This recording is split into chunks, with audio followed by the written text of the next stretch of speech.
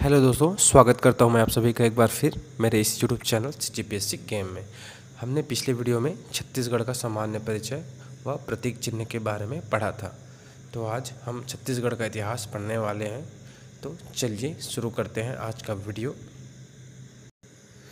आज का टॉपिक है छत्तीसगढ़ का इतिहास।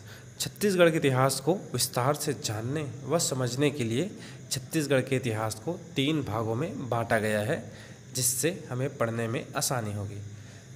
पहला भाग है प्राचीन इतिहास, दूसरा भाग है मध्यकालीन इतिहास, तीसरा है आधुनिक इतिहास। फिर प्राचीन छत्तीसगढ़ को 3 भागों में बांटा गया है। पहला है प्रागैतिहासिक काल, दूसरा है आद्य ऐतिहासिक काल, तीसरा है ऐतिहासिक काल। तो सबसे पहले देखते हैं प्रागैतिहासिक काल क्या है। प्रागैतिहासिक काल वह काल है जिसमें लिखित साक्ष्य उपलब्ध नहीं थे। यह वह समय था जिसमें मनुष्य जंगलों व गुफाओं में रहते थे तथा मनुष्य असभ्य थे।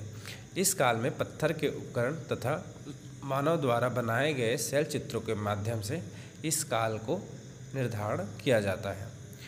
प्रागैतिहासिक काल को और अच्छे से जानने के लिए इसको 4 भागों में बांटा गया है, जिनकी जानकारी हमें कुछ स्थानों से प्राप्त हुई है।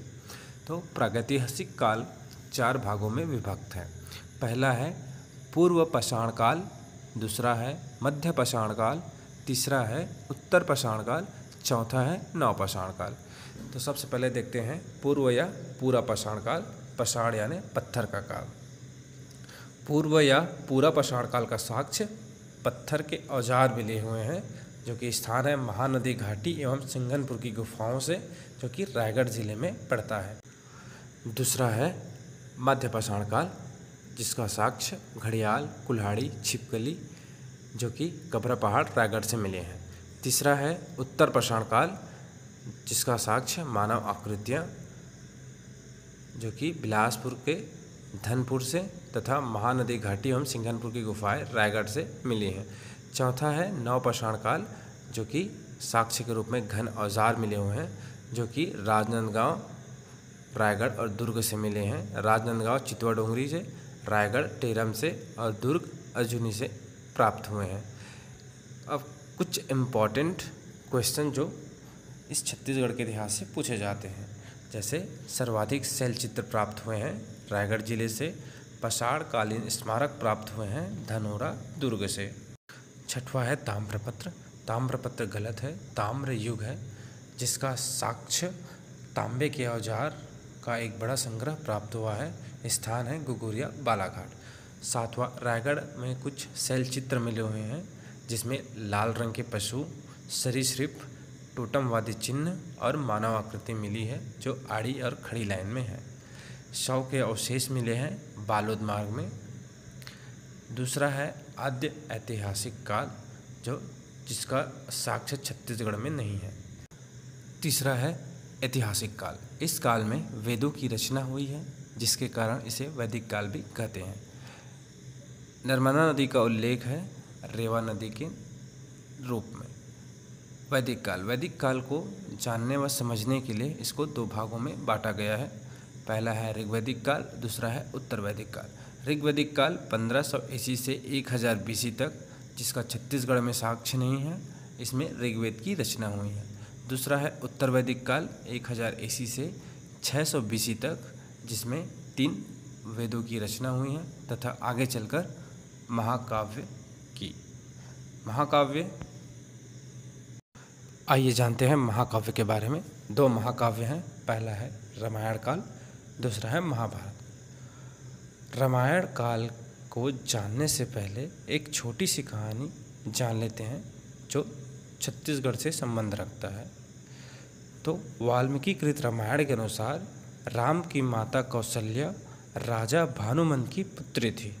कौशल खंड नामक एक अप्रकाशित ग्रंथ से जानकारी मिलती है कि विंध्य पर्वत के दक्षिण में नागपतन के पास कौशल नामक एक शक्तिशाली राजा था। इसके नाम पर ही इस क्षेत्र का नाम कौशल पड़ा था।